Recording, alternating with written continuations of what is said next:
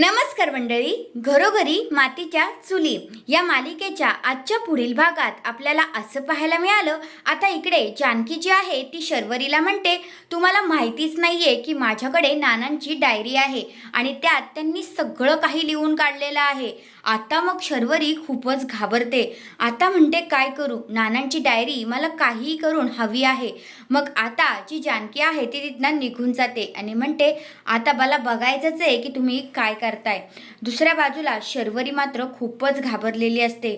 मग आता ती हा प्लॅन ऐश्वर्या आणि राहुलला सांगते.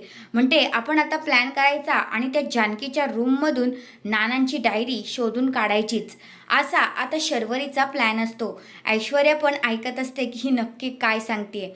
दुसऱ्या बाजूला आता ठरल्याप्रमाणे हे तिघेही जण चोरी करायला आलेले असतात आणि मग शर्वरीच्या हाती डायरी लागते. शर्वरी म्हणते नानांची डायरी भेटली. मग आता ती राहुलच्या हातात नाही देत, तर उभ्या असलेल्या ऐश्वर्या समजत असते त्या व्यक्तीला, म्हणजे ती जानकीला डायरी देते आणि म्हणते ही डायरी घे आणि बाहेर जाऊन पूर, असं बोलते. मग आता ती डायरी जानकीच्या हाती लागलेली असते. तर हा आहे आजचा पुढील भाग. तुम्हाला कसा वाटला ते कमेंट करून नक्कीच सांगा. धन्यवाद.